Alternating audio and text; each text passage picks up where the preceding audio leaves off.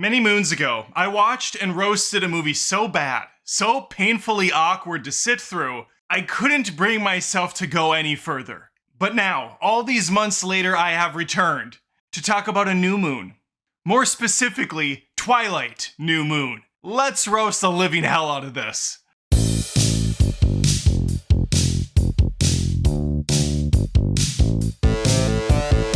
Before I dive in, I have to give a shout out to Vicky, who reached out to me on patreon.com/AdamDoesMovies and said, "Sir," she came to me with tears in her eyes, as they often do. "Sir, Adam, would you please finish roasting the Twilight films?" And as always, I gave her the typical response. "Begone, peasant, I want nothing to do with you." "Oh, is that money you're offering me?" And so here we are, once again talking vampires and werewolves, with the second installment to the Twilight Saga, Twilight New Moon. Oh, and by the way, this isn't the last Twilight film I'll be roasting. She already has guaranteed one more in the pipeline. So make sure you don't miss it by hitting the subscribe and the notification bell. It's free of charge. It's free of charge. What do you have to lose? Certainly not 2 hours of your time like I did watching this shit. Only 30 seconds into this second film, and one thing has become abundantly clear. It has more color than the entirety of the first movie. We start in a dream sequence. Bella sees her older self. I call bullshit. This lady has her mouth closed. Bella never has her mouth closed. The reason for the dream is our Bella Swan is scared to grow old while Edward stays the same. A spry, young 109. Fairly old by some standards, but it's all about the appearance. These are the most vapid, superficial people you'll ever see. Now at the school, Edward parks like a fucking prick, taking up at least 4 spots. Those are good spots. Everybody's parking this way. He's parking this way. After a quick makeout sesh, teen vag throb Taylor Lautner enters the chat. He and B Money give each other a couple glances, and listen, they're not even in class yet, and they're performing some pretty solid chemistry. Subscribe. Edward looks pissed. Jake gives her a gift. It's a dream catcher. That's nice. Sure hope it works. Cringe baseball chick with the Paige Davis haircut is back. She's returned. If you don't know who Paige Davis is, look her up. Big deal in Trading Spaces. It was a TV show. I've already said too much. We're now watching Romeo and Juliet while our two lovebirds have a mumble talk. I truly cannot understand a single word Robert Pattinson says in this. And Kristen Stewart just looks pissed every time she has to interact with this guy. They're like an old married couple on the brink of divorce. Edward beautifully recites Shakespeare. Bella fucking hates him. Hey, the whole gang's here. Really hoping we get another gripping baseball game. They're celebrating B-Dog's birthday by all standing around like they're attending a funeral. Uh-oh, Bella cuts her finger on some wrapping paper. She's the worst. Jasper absolutely loses it. Thankfully, Edward's there to save her for the 110th time over 2 films. In the other room, Bella chats with Mr. Vampire. Doesn't bother cleaning off the blood on the arm. Why would she? She's only surrounded by a bunch of bloodthirsty, hungry-ass vampires that want nothing more than to devour her.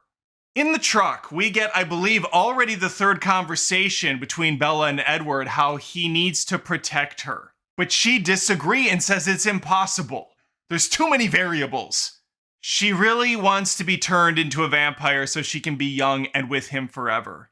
To be young, naive, and stupid, and not able to close my mouth at all because for some reason my nose holes don't work.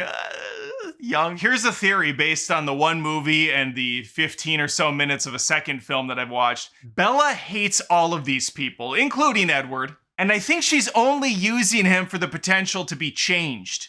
She is what we call a blood digger. They exchange some more I hate you glances before making out for a little bit. I think Edward had some pre-cum, and then he whimpers off into the distance, into the night. Bella's big into scrapbooking in this film. That's character development, baby. We have to leave Forks. Oh, bad news. The Cullen family needs to leave the town of Forks. People are starting to suspect things. Perhaps they'll be more welcomed in an adjacent town like Spoons or Knives. Edward does not want Bella to come with them. She looks upset, which is not to be confused with her many varied other facial expressions such as angry, pissed, and disgusted. He's basically treating her like he would a dog that he's trying to get rid of into the woods. Go, get out of here, you. We don't want you. We can't stand you anymore. You don't want me. And much like that dog, Bella too stays in the woods for the night. And of course, she manages to trip while walking in place. She sucks. A shirtless dude named Sam saves her. I'm sure this is the last time we're going to see him in the film. He just happened to be wandering by in the middle of the woods at night without a shirt on. Everybody does it. Well, the Cullens have left. Bella is torn. Shitty emo music kicks in as we watch her dying alone in the cafeteria and scream into her pillow at night. Hey, thanks again for the dream catcher, Jake. It's fucking useless. During her many hissy fits, she manages to wake her father up several times throughout the night. You know, he's trying to work a 9 to 5, put food on the table. But yeah, let's let the teenage brat continuously scream to the top of her lungs over the loss of a boyfriend. She's the worst. After months of dealing with this crap, he is done dealing with this crap. Listen, bitch, you have to go move in with your mom and get the forks out of here. She says, fork that, I'm staying here. I just need a forking night out with my friend, all right? We're gonna go shopping. And she does. She hangs out with Anna Kendrick. Kendrick actually starts to confide in Bella, opening up to her, telling her about her life, things that are happening, and Bella's not listening. She doesn't care about any of this.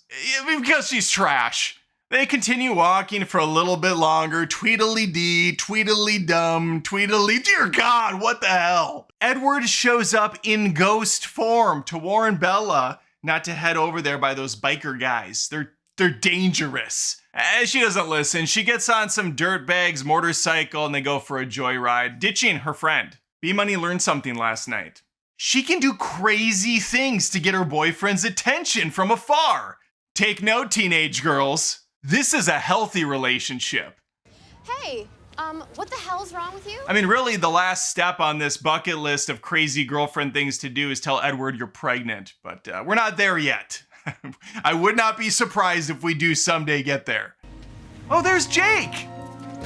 Spin hugging her. This is the second or third time someone spin hugged her in this film. Starting to get vertigo just watching this. Where the hell have you been, Luca? Weird. Just a weird thing to say right there, but okay. During a jam-out sesh in the garage working on a bike, Bella walks over, shuts the radio off, stating, I don't really like music anymore, kind of. I don't like music anymore, kind of? That's not English. Hang on a second, wait. If I didn't know any better, I would say Bella's falling for Jake. You know what we have here, folks? We have ourselves a good old-fashioned love triangle. Oh, never mind. She's still screaming herself to sleep at night. Killer dream catcher, Jake! Stupid ass.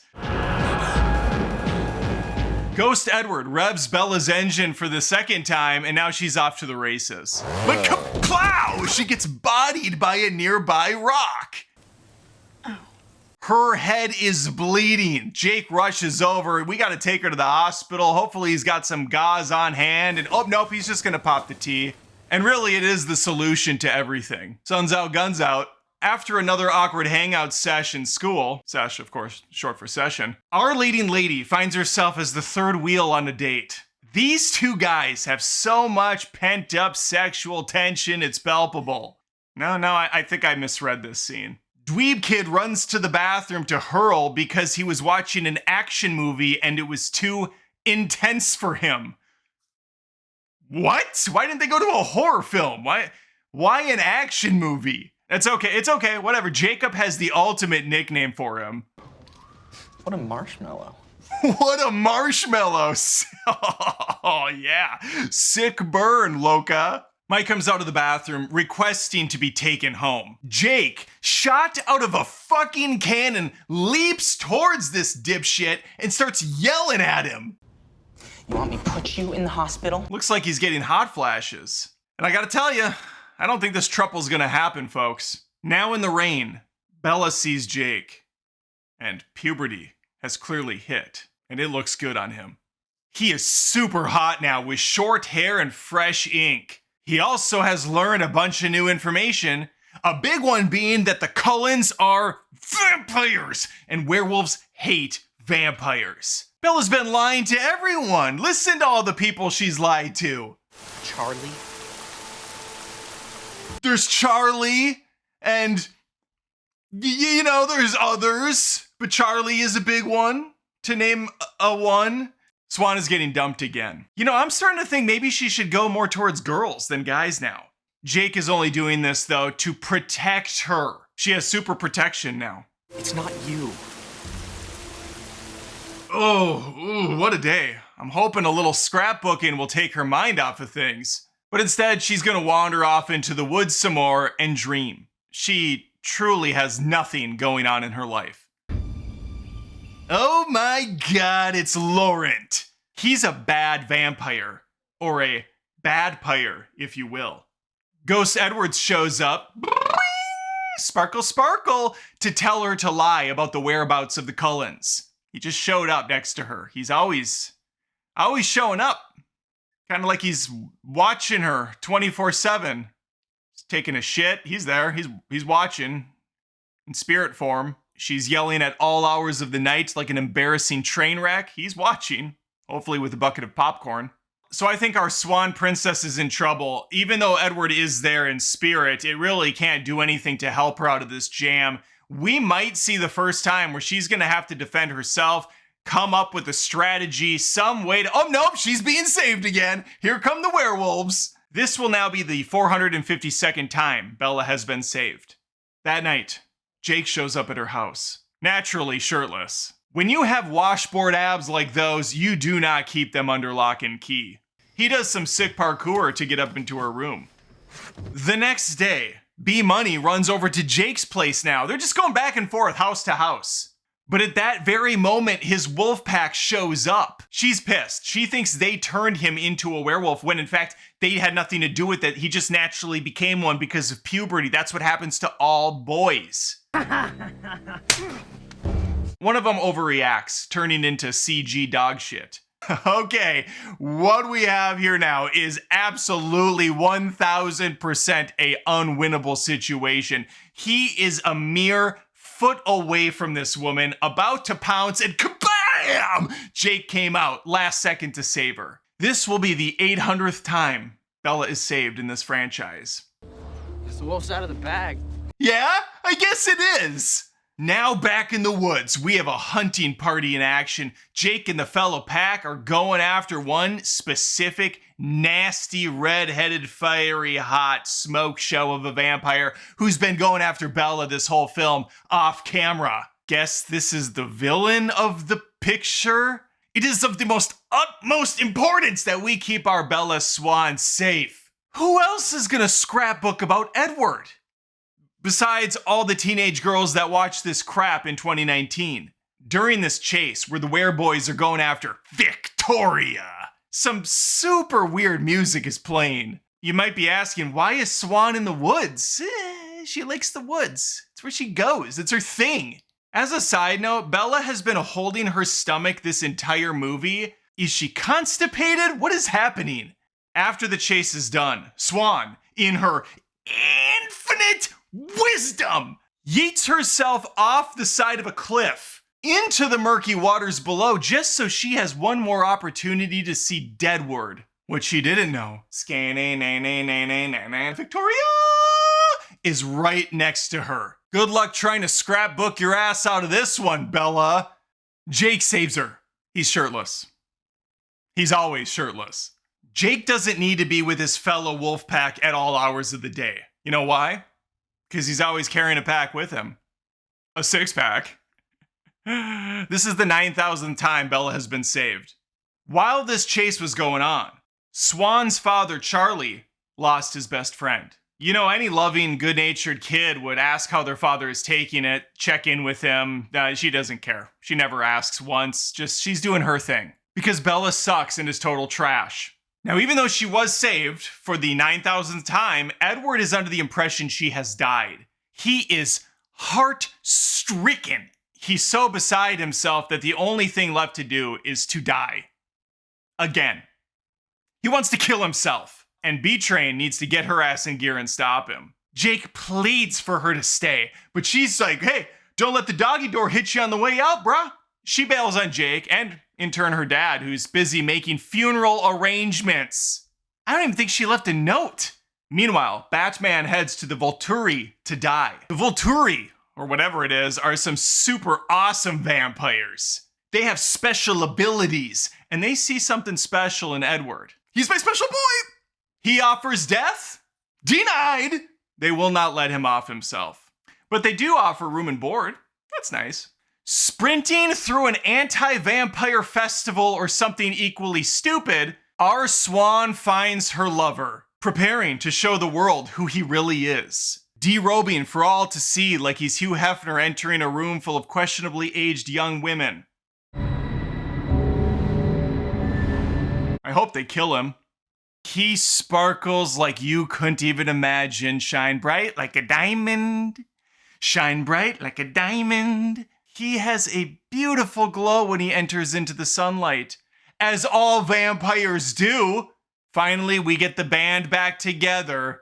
Bella and Edward reunited, and it feels so good. Now we all get to once again experience the sheer, pure, uncut, unbridled lack of chemistry. Edward's sister Fast Pitch is also there, along with Dakota Fanning. We have a Fanning in this. We got her.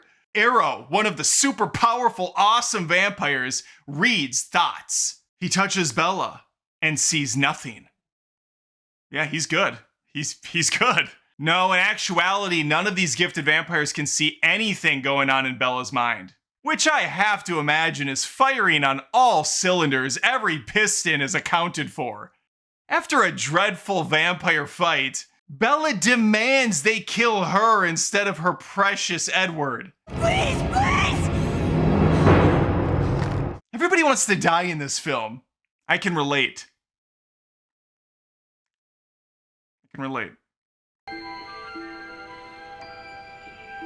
Well, it's official. Bella gets to become a vampire.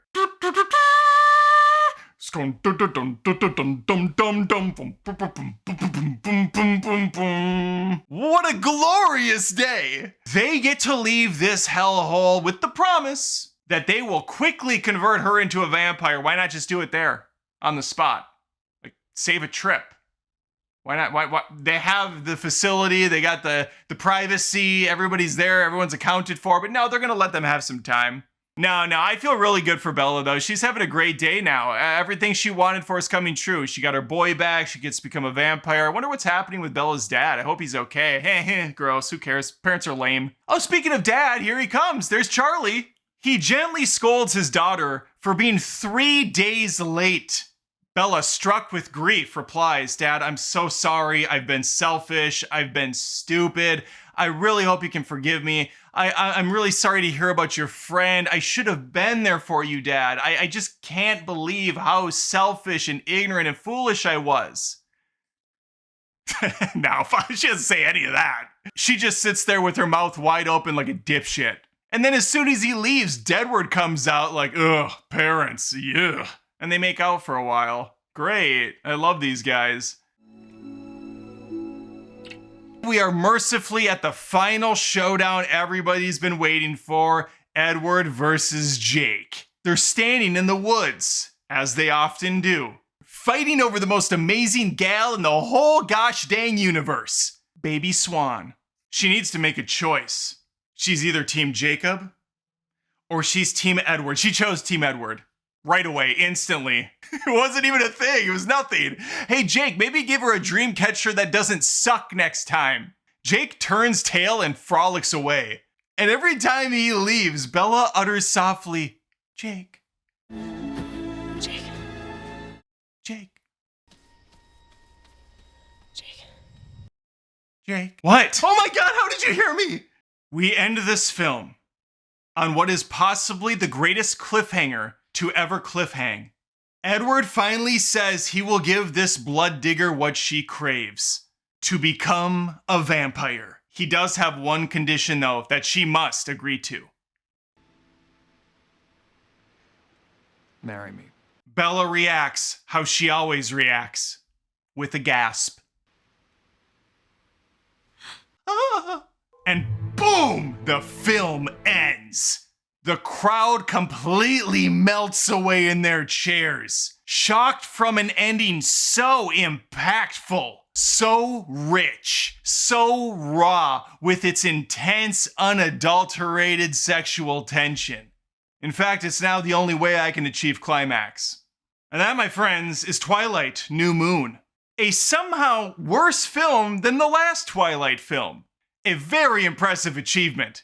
And I don't know about you, but I sure can wait to see what's next for these crazy kids. But you know what I can't wait for? You to subscribe to this channel, Adam Does Movies. I'm Adam, I do the movies. You just hit the subscribe button and you hit the notification bell. I point around like I know where it's at. And then that way more of me shows up in your feed. You can like this video. You can comment for the engagement. That helps, I think, in the algorithm or something. And look forward to the next roast, probably in a week from today. If I can actually bring myself to watch this third film. I mean, I have to. I owe it to Vicky.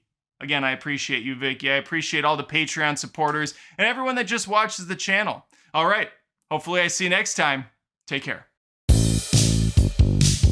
Thanks again for watching the video. If you wouldn't mind, I would appreciate it if you checked out patreon.com/AdamDoesMovies. That's where fans of my channel go to help support it. There are different tiers with different offerings, exclusives every month. We got multiple movie reviews. There's a vlog monthly. And even if you don't want to plop down $1 a month, you can just sign up for Patreon for free and become a member at no charge. Appreciate your time. Thanks.